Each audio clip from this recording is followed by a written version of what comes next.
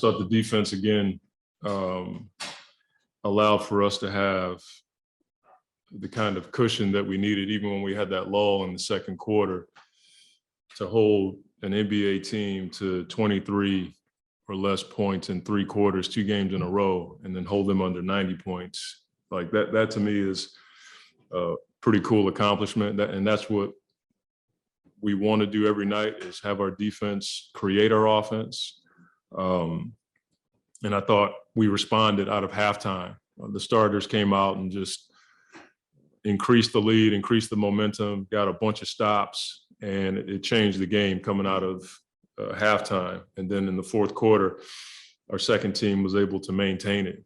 And that's, what we're looking for. I talked to the second team at halftime about not losing momentum. You got to maintain it or increase it, and they have that capability. And I thought Campaign did a really good job tonight of attacking and finding guys. Even though we missed a few open threes, I thought he was really good as far as his focus in the second half. I thought in the first half, that whole team was a bit inconsistent. In the second half, they came out and played with much more purpose and energy. But overall, another road win for us, and we got a chance to make this a great trip. We're going to play a tough team tomorrow on their home floor, and we'll be ready. I want to ask about JaVale.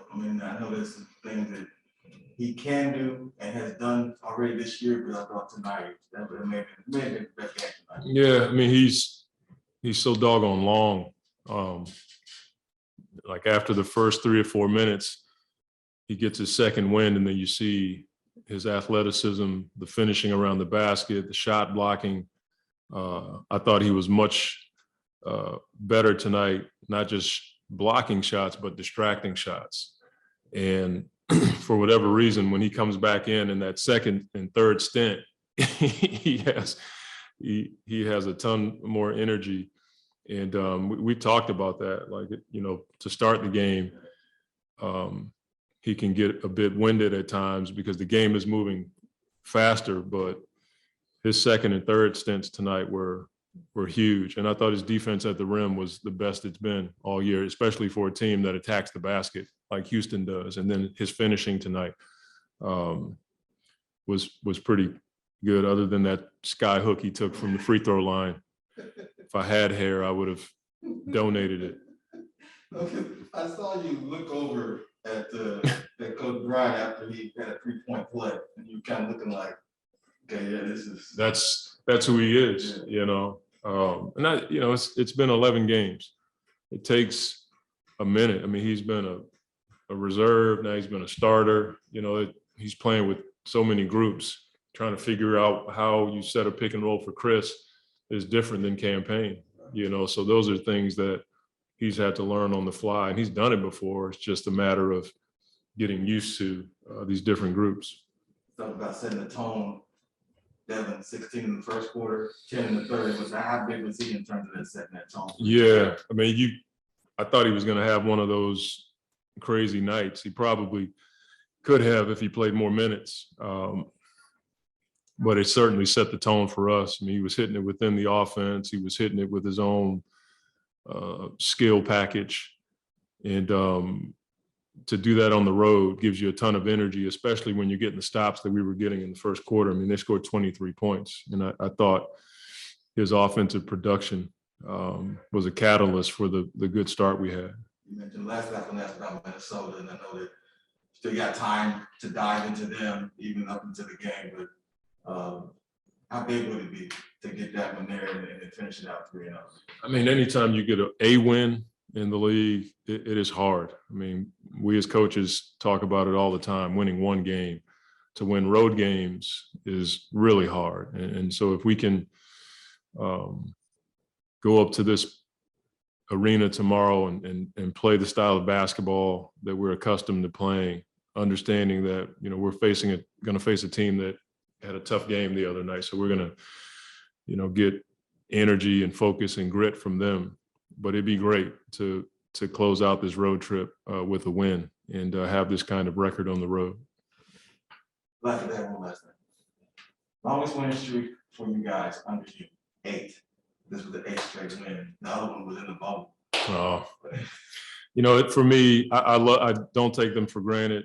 I'm focused on just getting better and improving and seeing consistency. The guys probably look at me sometimes and they wonder if I'm, happy, or my deadpan probably confuses them, but I'm focused on our team getting better, and I don't want to take away from the wins and the success we've had early in the season, but I have a short-term view, I have a long-term view, and I love the wins, but I'm also focused on us getting better. I'd love to have a 50-game winning streak. You know what I mean? Like, just put it out there. And so for us right now, that's what I talked to the guys about yesterday. Like, let's just get better. If we do the things that we're supposed to, which we have been doing lately, it'll take care of the wins, in my opinion. We'll finish with one on Zoom from Kellen Olson. Hey, Monty, after Wednesday's win, you said you liked the direction the defense was trending in, and that has certainly come to fruition in the last 2 games. I was curious just the positive signs you saw that have maybe come alive more in these last 2 games. I think, one, the guards have done a really good job of pursuing over pick and rolls. I think that's helped us a ton. The communication's gotten better, but I would say the next thing in line is the backside of our defense and the multiple efforts. They've been tremendous. Being able to cover the secondary and the tertiary options is hard to do in the NBA because a lot of teams don't get to them. But when you play good defense, you can force them into their second and third options. And I think our conditioning has gotten a lot better. That allows for us to have more energy, more focus on the backside. So number one, it always starts in transition for us, but the guards have been diligent about getting over screens, and then the backside of our defense has gotten a lot better. We have a game tomorrow, and we just want to be aggressive today, and not put any extra stress on ourselves. So just try to find the easy ones, get out in transition. Big fella setting screens, making it open, and that was that. We let them back in the game a little bit, but we ended up turning it up a little bit and stepping on them. When asked about the player, JaVale had 19 and 14, 7 offensive rebounds. And a sky hook. Yeah. Don't say something about the sky hook. I won't get into that on here. But what do you think of how he played tonight? Unbelievable, man. That's what we need. Block shots, all over the place. Making plays for people too. So, he's a monster, and it showed tonight. Bill, I wanted to ask you just about your thoughts on your game, maybe your best game so far here with the Suns. What do you think about your performance? Just trying to stay solid. Just trying to be a defensive presence, take over the boards, and just try to be that anchor and talk to my guys and make sure that everybody's in the right places on defense. The offense will come. We have a giant amount of guys who are extremely unselfish, so that's nothing I'm really worried about. I was just trying to focus on rebounding. What do you feel like has been key in this winning streak? What's been like a consistent? Everybody contributing. For example, Frank had 30 one of those games. I think I seen one game. I looked up. Chris had 4 points, 18 assists. So it's just everybody can go off any night and everybody can pick each other up. I just feel like we do everything together as a team. Devin, your second time seeing these young guys, and Jalen Green, Kevin Porter Jr.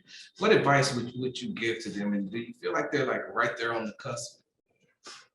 I mean, I talked to Jalen a little bit, KPJ a little bit after the game, and Josh Christopher. I told him I've been through it before. And you just want to speed up that process, and it's an everyday battle to get better.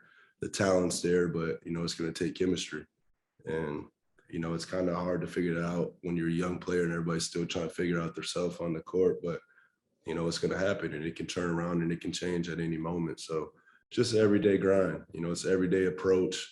It's not always in the game. It's how you practicing. It's how you getting your extra work in.